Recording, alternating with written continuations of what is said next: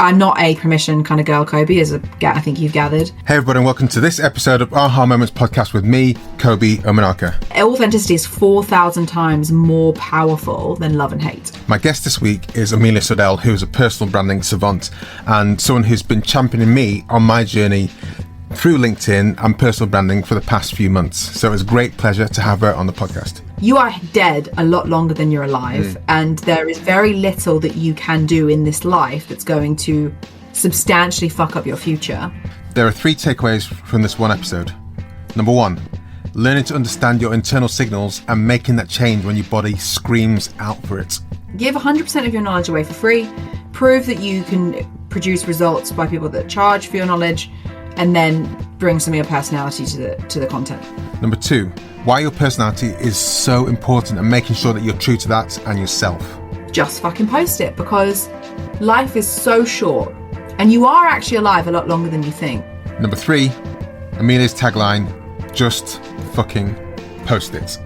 Amelia, thank you so much for joining me on Aha Moments podcast. How are you doing today? I'm good, thanks for having me, Kobi. Glad to be here. I'm glad.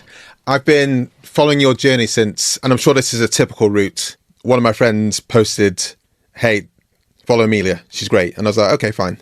And there's a few of us who are trying to build up our personal profile on LinkedIn. And from the moment I was sent that link, I can't remember what post it was, I was like, yeah, I like Amelia, she's great. And every time I speak to someone who's in your ecosystem, they're like, I like Amelia, she's great. Are you feeling that? Are you getting that vibe? Do you get that kind of feedback? I love, you know what, it's this, I get a lot of people messaging me saying similar things, which is really humbling. And it's very kind also for you to say, Kobi. And I feel very grateful that I do something that has such a positive impact on people. Like that is the benefit of putting yourself out online, I think, anyway, for me. However, I have spent a long time very insecure, I think is probably the right word. And so I used to really take what people said to me and their feedback that they gave to me with like real credibility, whether it was positive or negative, right? Which meant that the way I felt about myself fluctuated frequently, because it was always based on whether or I thought I was good enough or I was great enough or whatever it might be. And that was supported by the information feedback loop I was getting from people speaking to me. And so now, 6 or so years into posting content, as grateful as I am, and I'm so humbled that people think, you know, the content's great and they like me, and, you know, that's amazing. I also am slightly indifferent to it, because I have to be indifferent to it to be indifferent to the booze, to the people who are negative and who don't like me and who think that I'm obnoxious and loud and I should just shut up. And I get a lot of get back to the kitchen. Oh, really? Yeah. But TikTok's a fun place. Oh, yeah. So for me, it's like, I'm so grateful, like, and I will never, ever stop being grateful. It's so funny. I have this book. My daughter's got a sticker on it. She stuck a sticker on it. And every morning I write down 4 things I'm grateful for, 4 things I need to do that day, 4 things that might distract me, and then 4 things I'm striving for. And every single day I write down, I'm so grateful to get paid to do something I love. Like that will never stop being grateful. However, you kind of be indifferent you have to be indifferent to ignore the booze, but if you ignore the booze, you also have to ignor the cheers. So I kind of like that in a way. In a way, I feel slightly sad that you can't maybe absorb or enjoy the high parts as much as possible. In a way, you're compressing down the peaks and the troughs, so it's more neutered. Is that kind of fair? Oh yeah, I feel the highs. Okay. Don't get me wrong. And I'm definitely not immune to a low or two, but I just am unaffected by people's opinion of me, whether it's positive or negative. Sure. Like, I don't feel I'm a better person because people like me, or I'm a worse person because people don't like me. I'm like, I am who I am. The amazing thing about your personality, Kobi, is it attracts who you want to attract. I like you, and isn't it great that my personality has attracted you and you like me? Yeah. Like, that to me is like fucking brilliant. But also it repels who you want to repel. Yeah, so I don't have to entertain people who aren't my ideal person because they don't like me, and I wouldn't like them anyway. So, and that I wish more people would learn that. If you can learn that your personality is an inbuilt repellent for idiots and attractant for amazing people, then like, why wouldn't you be yourself? Like, it's your superpower. That's it. I think that's completely true. I want to just touch on something you said at the start of that, which was, I've been making content for 6 or 7 years. I feel that is a super important thing to relate to people. I'm very early on in my constant content generation process. As I record this, I'll be coming up to 200 days in a row posting on Instagram, on LinkedIn specifically. And you're killing it, Kobi. Like, I hope you look back and you're like, whoa, like I did such a good job. You're killing it. I'm going to be doing a post about it, just talking about the past 200 days. And I'll tag you in it as well, because you've been a key champion in that as well. So thank you so much for being there. But I feel I'm super early on in that journey. But what I see sometimes is, there's a few influencers on all the different channels saying, hey, just do this thing. And then suddenly you'll get all the sponsors coming towards you and fawning over you and saying that you are the king, you're the queen, you're the best person in the world ever. And that doesn't happen. And I think that honesty there, that honesty is one of the things that attracted me to what you were doing and has kept me with you and joining on your LinkedIn Lives, which I'm going to talk about in a second as well. It's interesting, I just spoke to someone, like I was late to this podcast because I just had a sales call with someone. And they said, my main competitor is, so that they help people kind of get the job of their, like the life of their dreams, right? And they do that through coaching and all kinds of stuff, but they're very, very good at what they do. They've helped people go from £1 million years to £1 million months. Like they're very, very good at what they do. And they use a lot of science and kind of neuro reprogramming to help people achieve the things that they don't feel is possible yet. And they said to me, my competitors made $50 million personally. So like, who am I? I think sometimes who am I to be talking to people about how they can, they can achieve these things. And I said, but that person's been doing this for like 20 years. Yeah. And if anything, they're completely out of touch with their audience's struggles, because even though I have been doing this for 6 years and it hasn't happened overnight, and I'm very, very honest about it, I'm also honest about the fact that it's freaking hard. Even now, I'm like trying to manage this and trying to manage that and trying to manage that. And I think that authenticity has meant that I might have less followers than some of these people who are like, I can help you get 50 million followers in 5 working days. But I've got higher engagement. I think I would argue that if you look at our HMRC tax returns, I've probably made more on paper money through my personal brand because I've done it the right way. I haven't tried to hack some algorithm or pretended to be someone I'm not or whatever. I've just shown up. I've done the work. I've put the unsexy things in. And it's paid off. And I'm a champion of that process because everyone wants get quick schemes. Everyone wants to post 200 days a row, Kobi, and like poof, they're an influencer. Like everyone wants that. And that's why we buy 7-minute abs. It's why we buy day trading courses, because we've been told by some crypto dude on Instagram that it's going to make us a billionaire, right? Like we fall for that every single time. And it's because people are inherently lazy. It's also our superpower. Being lazy is a good thing because it helps you find shortcuts and helps you make you really productive. But if you're trying to shortcut the stuff that's difficult, just know that everyone else is trying to shortcut the stuff that's difficult too. And therefore you should do the opposite of what everyone else is doing, particularly when it comes to personal branding. We've got ChatGPT and Claude and all of these things that you can use to create content.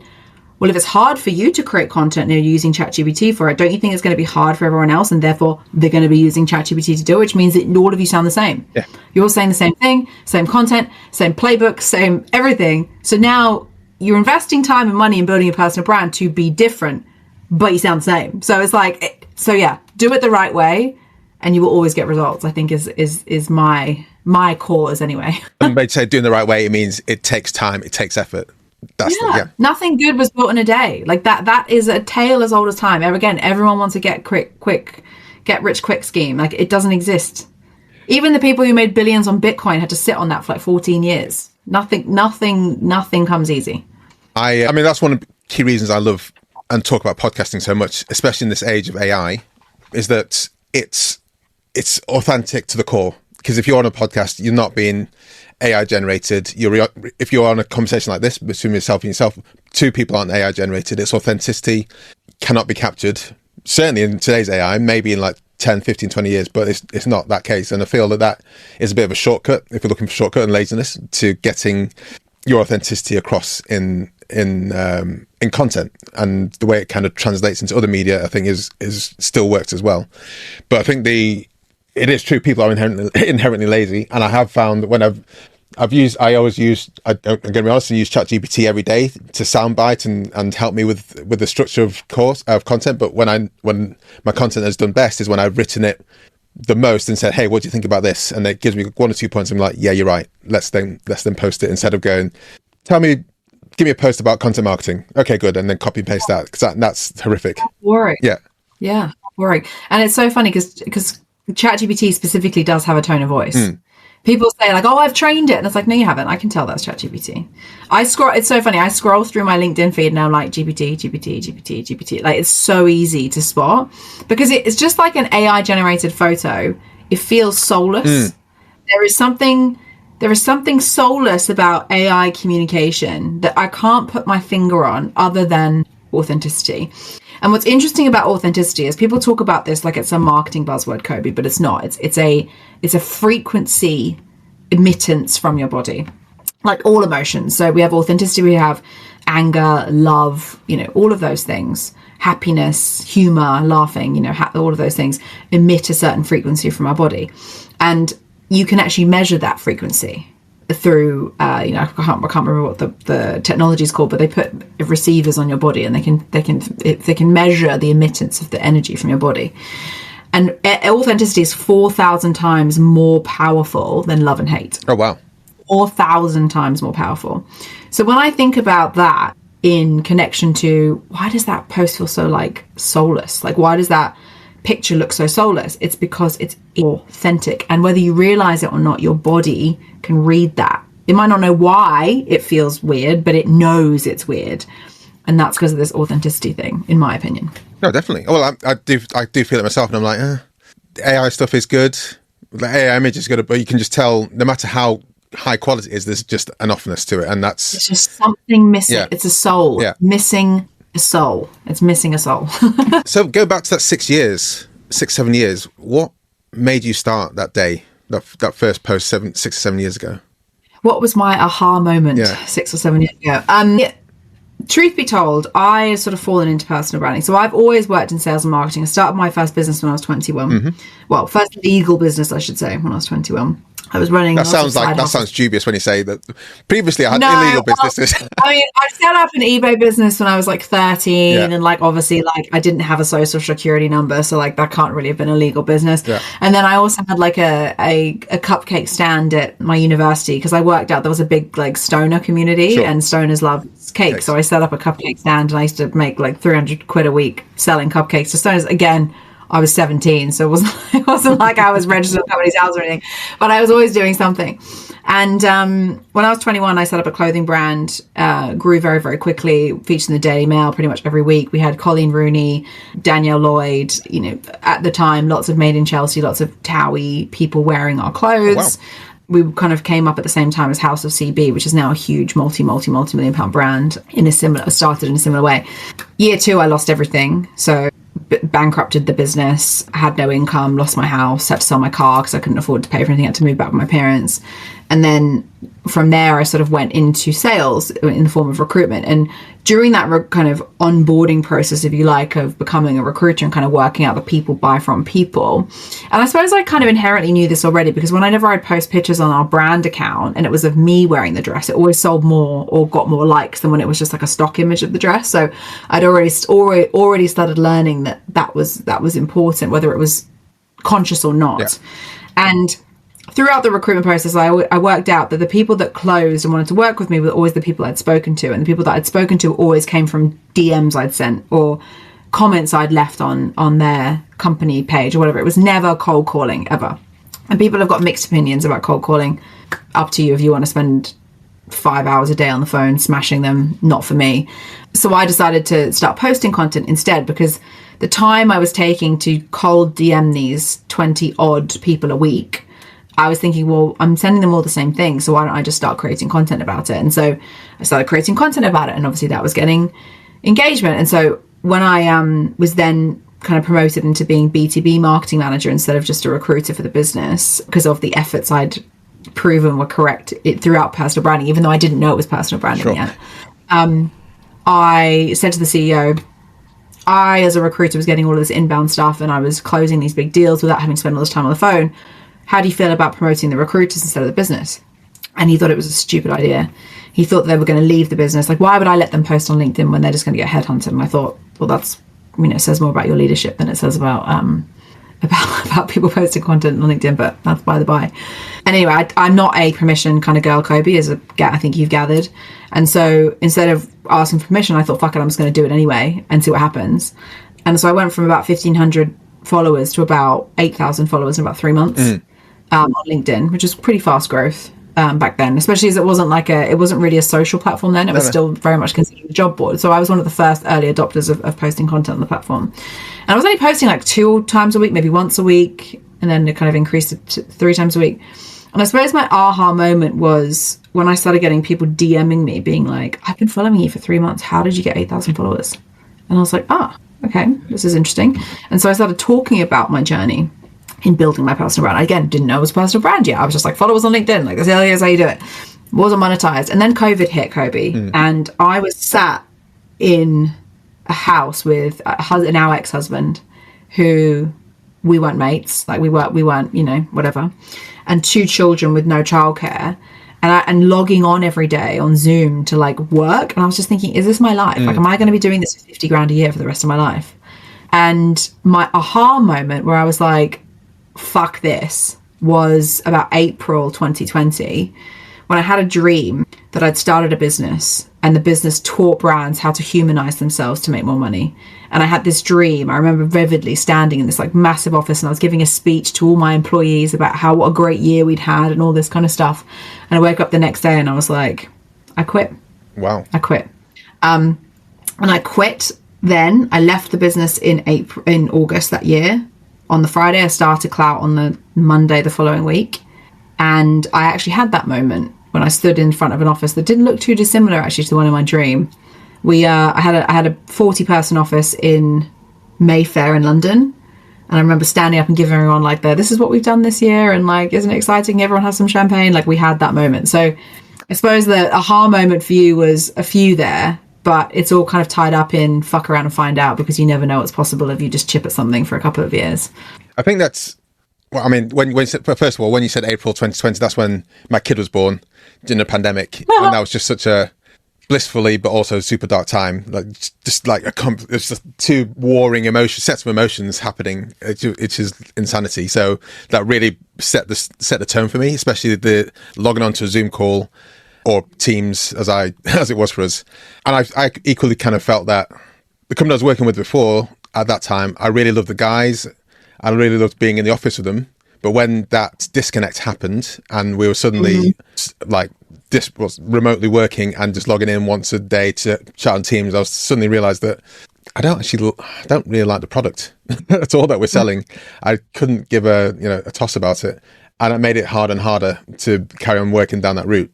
So I think it's interesting to have different realizations about what you're doing and understanding that even if the money's okay or it's good or it's supporting your life, that it's not something that's sustainable in a way, shape or form, and making that step in the way you did, in the way I did, I peeled away a few months later as well, is something you should pay attention to and try and get to the core of it, right? I think it's an important thing. And one thing I really liked about what you said once was, people who start their own companies often do so because they are the worst employees. Not that they're bad at working at the company. Failed employee. Yeah. I'm a failed employee. I'm also now unemployable. Like there is no way I could get a job. Like sometimes I'll have like a hard week or a hard day. I'm just like, I could be getting paid like so much money just to go and sit and work in a 9 to 5 and like whatever. And then I'll get to the end and I'll be like, nah. But just to come back to what you were saying, I feel like throughout everyone's life, you have what I call a big red button moment. We're presented with these big red button moments. And you listening to this, Kobi, and anyone listening to this now will know what I mean, because it's when you're presented with a crossroads. It's like you can either keep doing the thing that you're doing and be comfy, or you can do something else. And there is a big red button in the middle of your life that you've got to press. And it takes balls to press it, by the way, that takes you off in a completely different trajectory. And oftentimes we're not ready to press that big red button yet. So we keep being presented with it. Like the same scenario keeps happening. The same thing keeps happening. Whether it be the same relationship we keep ending up in with the same type of person, or whether we keep ending up in the same kind of job with the same kind of issues. We keep ending up like we do it over and over and over. And we keep being given the red button, keep giving the red button. And it's not until you're sick of your own shit. And it takes a lot of self-realization to get to that point. But it's not until you are sick of your own shit that you're like, fuck it, let's just go. Press that button. And when you press that button, you don't just press one button, you then continue to press the big red buttons for the rest of your life, because it's that one action you've taken completely alters your mindset. Like that you quitting your job has completely changed your mindset. Me quitting my job has completely changed. I think anything's possible now. I don't live in a world of like, oh, I could never hire a yacht for 10 days and take my family there because like I could never make the money. Yeah, I fucking can. I just need to work really hard to do it, but I'll figure it out. Like there's no boundary in my mind of what I can achieve.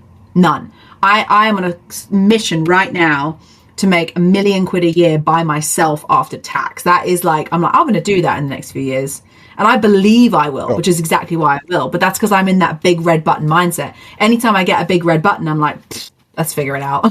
I've never heard you use the term big red button before, but I think you talked about having a podcast or starting a new podcast, but that should be the name of it, big red button. Yeah. Big red button. Yeah, why not? Fuck around and find out. It's cool. I really recall my first big red button moment. I was working as an engineer, used to work in chemical engineering in the oil and gas industry. And my job was fine. I had a bunch of friends in Manchester and I went away for a weekend with friends. And then one morning, and it was a great weekend, had lots of fun. And then like on the morning we were heading back, I just went for a walk by myself and I just started like crying, like really like big, heavy, like I was just walking around going, what the hell, why am I crying? And then I realized it's because I knew that Monday, the day after, I'd be going back to the job again, which it wasn't a hard job. It wasn't difficult, but I was just like, fucking hell, if this is me, like in like a few years time, then there's going to be something that's really wrong. And then that was probably the first time I pushed that big red button. And, you know, a few months later, I was living in Norway, still working in the same industry, but I really loved everyone I worked there with. When I was working in Manchester, it was like 1,000 people company, and it was just a pain in the arse to do everything. I went down to like a 25 person company and half the people like my age, and it was just a really good, like I super enjoyed going into the office every day with those people. And I will keep on pressing those big red buttons because I know that you can make those changes. And I think everything's within your gift. Yeah. And that's why I say to you, it keeps representing itself to you. If you ever have an issue, and I use the reference of a relationship, relationships and jobs, they're normally the ones that people can relate to the most. You keep getting the same issues, underpaid, undervalued, overworked. Like if you keep doing different jobs and the same issues keep happening, the job isn't the issue, it's you. If you keep ending up in the same relationship with the same kind of person who treats you a certain way, who doesn't value you, like the person isn't the problem, it's you. And you keep being presented with these big red button moments where you can change the narrative, you can opt out of the life that you have chosen up until this point.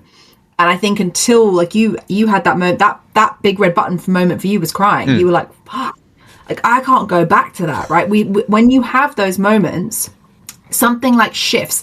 The best way I can describe this, I was saying this to a therapist like 18 months ago, maybe 2 years ago, because I love therapy. I think therapy is great. And I try and go, not all the time, but every couple of years I'll have like a period of check-in because I feel like it's good for your brain to have some support in that way.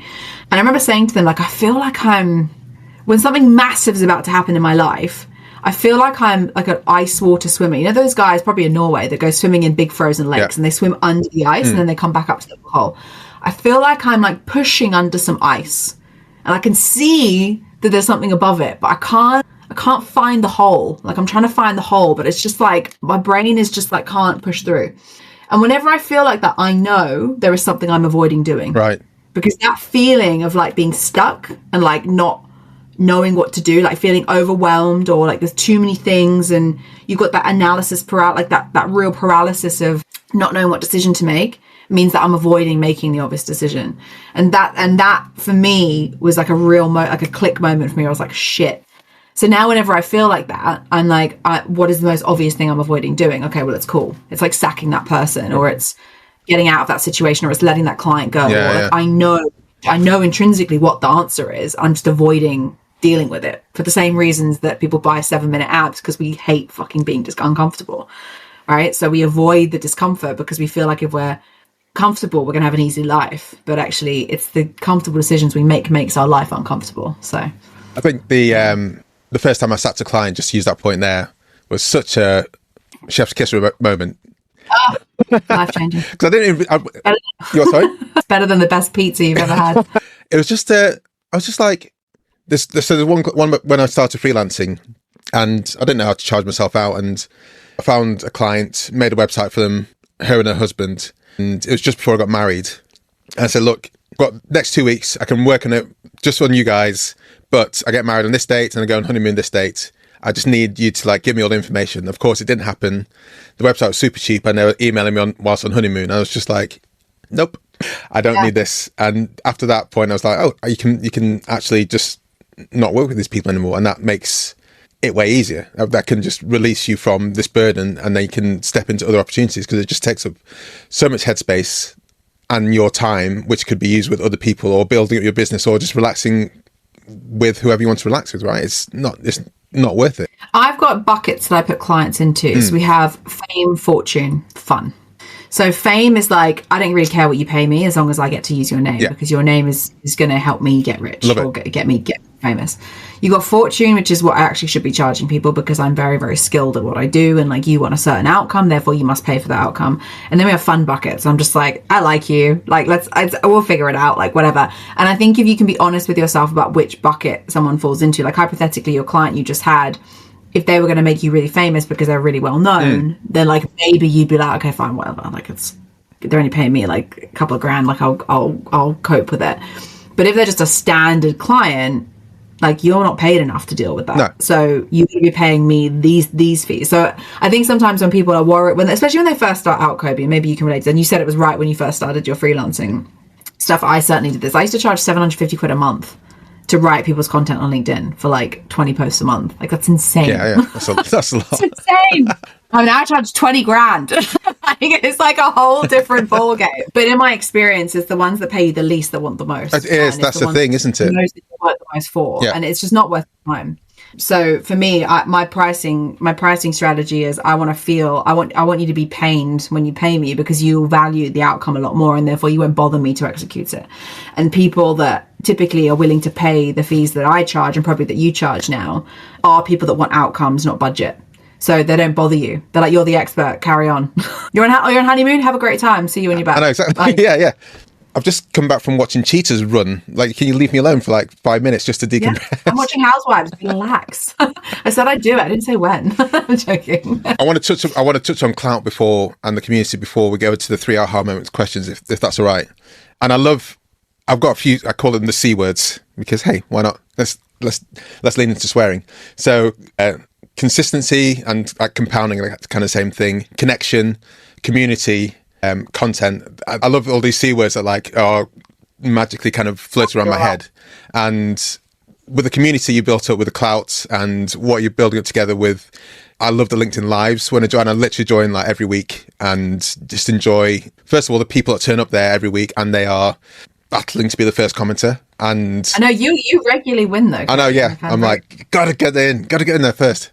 But also kudos to anyone that does beat me. Someone that we never even have considered in the race. Everyone's like, what? Who's Mike? He wasn't here last week. Last time I was, I think last week, someone went, oh, Kobi, snooze, you lose. And I was like, no, it's fair play. That's fine. I got you. Just be there next week. But yeah, what's that community like for you? How important for you is it for you? And I'm sure that is that part of the fun bucket of like, not necessarily clients, but that's a fun thing you enjoy doing that like drives you forward. No, it's interesting. The LinkedIn Live came about when I first started Clout, and I was like, what can I do that no one else is doing? What can I, because my philosophy is this: give 100% of your knowledge away for free, prove that you can produce results by people that charge for your knowledge, and then bring some of your personality to the content. Like that, for me, you can nail those 3 things, you'll build a profitable personal brand. It's really quite simple. It's not easy, but it's quite simple. And I thought, right, I'll do a LinkedIn Live because nobody knows how to build their personal brand on LinkedIn. I know how to do it to a degree because I've got, at that point, 18,000, 20,000 followers or something. So I thought, fine, I'll just tell people what I know. So I used to do a LinkedIn Live the same time as I do it now. So it's 12:15 on a Thursday, every single week on LinkedIn. And I'll just talk about stuff. And when I started off, there was like 5 people that came, maybe. And none of them stayed the whole way. It was the first time I did it. And then over a period of time, I got more and more and more and more and more. And now we get like 200 or 300 people a show, sometimes more, but on the replay we get like 10 to 15,000. So we get good numbers now. Is it fun for me? Yes, I absolutely love it. My team keeps saying like, where is this in the funnel? Like where are we bringing? I'm like, I like it. Just let me live. Like I like seeing these people. I don't see people all week. I work remotely. Let me have my fun with my friends. Okay. So that's the other thing. But the other thing is I really believe that in pursuit of trying to do these scalable things with our personal brand. So like everyone's looking for a hack, a scale, a content system, a methodology or whatever. And actually, in my experience, the best personal brands are built through just talking to one another and like speaking to people and like answering their questions and helping them and introducing yourself to them and all this kind of stuff. And so the reboot of the live, which it rebooted in January, really came because I was seeing like this lack of humanity on social media and this like lack of engagement. And I kind of wanted to bring that back, but with value. And I think it's worked because people come, like you said, every week. They learn something every week, but also they get to see and meet people every week. And also, that's the first thing you often say is like, hey, everyone, make sure you connect with each other. And that generally does happen. People do like, after every LinkedIn Live, there's new people in my DMs and inbox and saying, hey, Kobi, how are you doing? I saw you on the LinkedIn Live. Yeah. It's amazing. And that for me is like a win. Like if I can be the connector of people, then I then become the person that connects people, and that is what I'm trying to do, build my personal brand. So yes, community is really important. The way I approach community is quite different. I'm not looking for hacks and scale and how many volume comments can I leave. I'm looking to have impact on people's lives, and if that means I'm giving up an hour of my time every Thursday to connect people and teach them something and give back in whatever way I can, then I think that's a good use of my time. I also have probably very intangible dreams of being the most well-known person in personal branding. Like I want to be the queen of personal branding in the world. Like that is my numero uno goal. And so I'm acutely aware that there's two things you need to trade for that, either time or money.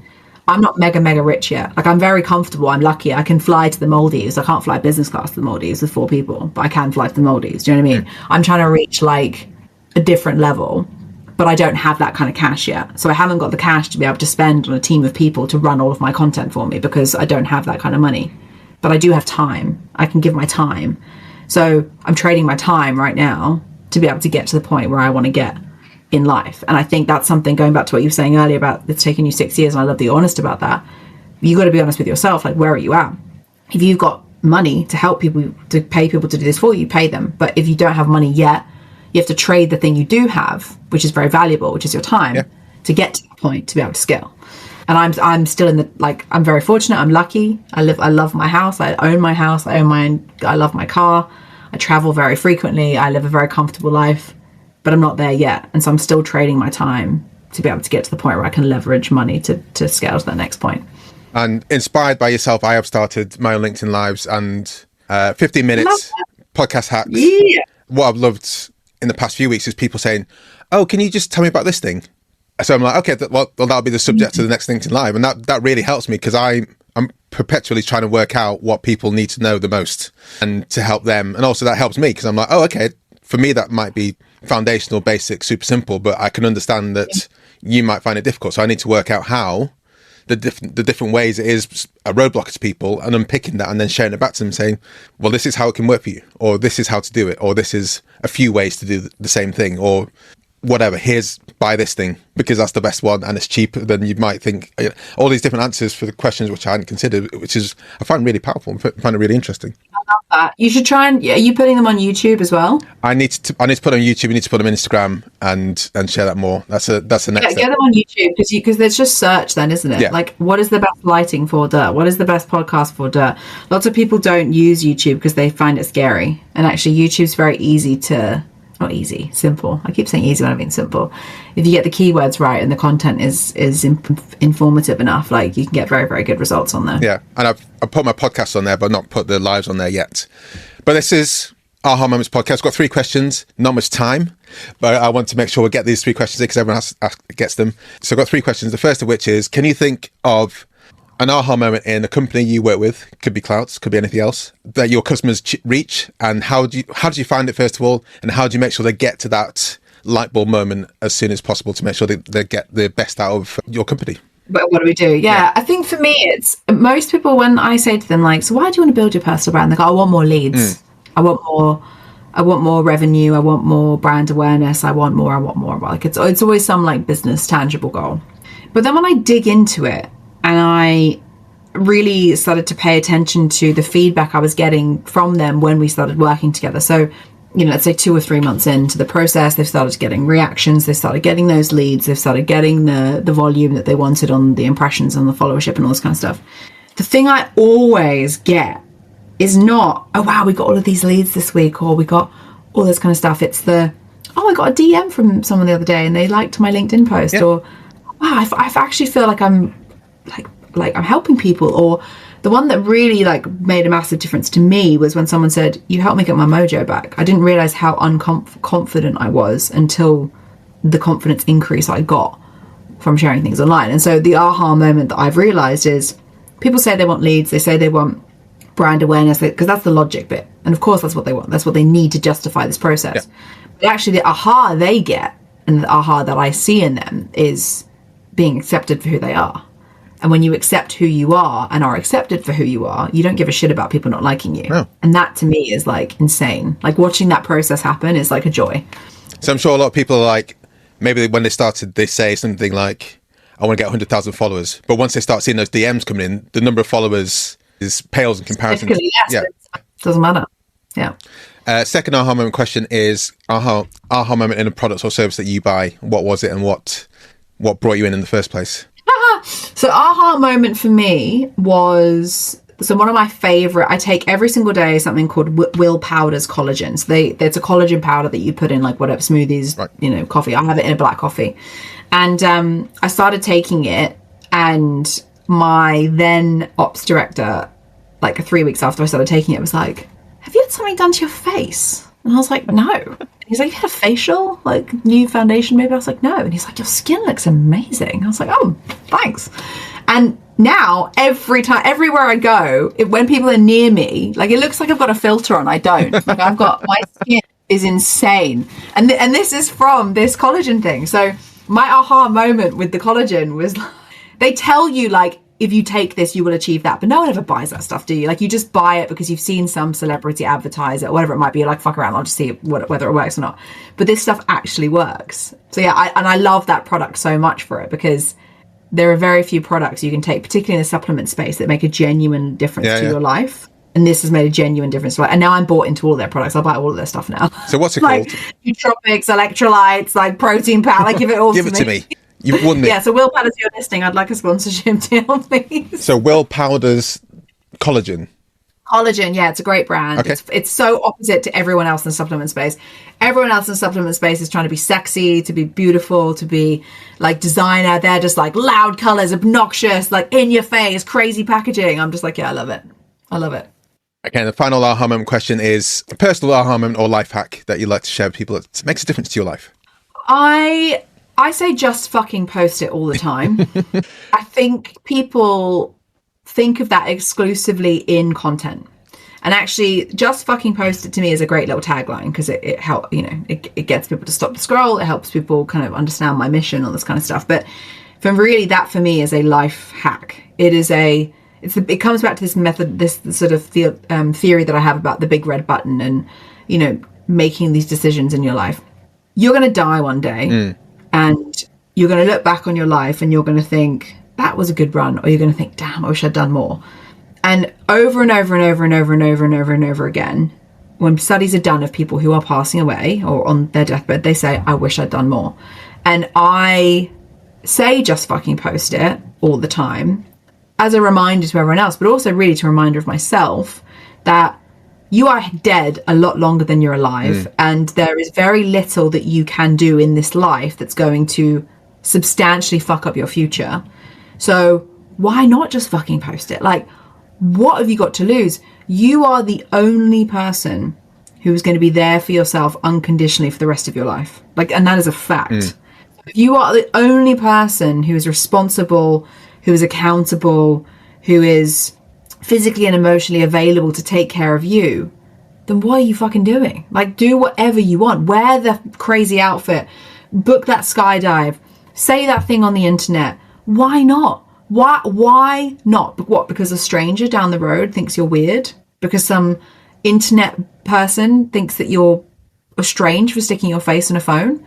Imagine if your child came to you and said, Dad, I really want to post this thing online, but this guy at school said that I was an idiot. You'd be like, fuck him. Post whatever you want.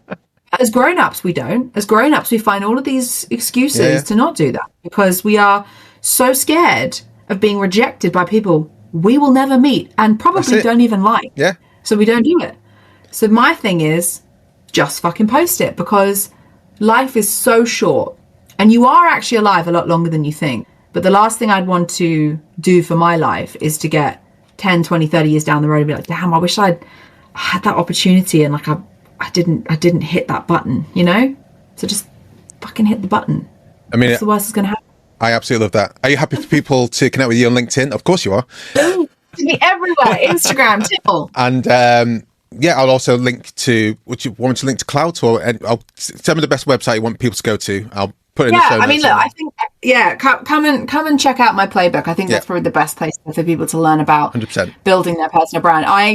I'm very much a believer in democratizing information. And so I've put together a 58-page PDF, which details every single thing I did to build my personal brand on LinkedIn.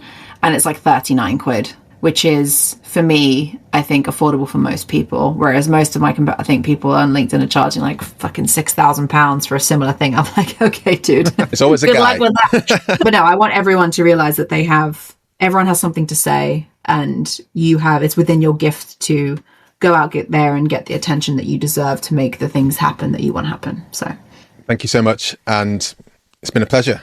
Thanks for having me, Kobi. Everyone here, thank you very much. As I said, if you are listening on Apple Podcasts, Pocket Casts, Spotify, whatever, please give it a rating, a review, and share with your friends. Share with one episode. If you're watching on YouTube, rate it, subscribe to me, leave a comment below. And leave a comment below for me and Amelia, just to say you enjoyed the episode. It's really, if you're watching on, please do leave would really, really love it, as you're here, as you made it this far, if you're watching on YouTube, leave a comment below and like this episode, subscribe to this channel. And if you're listening on Apple Podcasts, Pocket Casts, Spotify, whatever is your favorite podcast app of choice, please leave a review. Check out the show notes, click on the links, get in contact with Amelia, and share with your friends, whether you're on YouTube or any of the audio platforms. Share with one friend. That would be a great help. Just one friend. Find someone who you think would benefit from this episode and share it with them. That would be absolutely outstanding. And whilst you're still here, there might be a video here, or a bit further here, or here, or here, or here, or here. I'm not sure exactly where it's going to pop up. But please click on it and listen to and watch another episode. It would really help me out. I love doing these and I'd love to keep on doing these.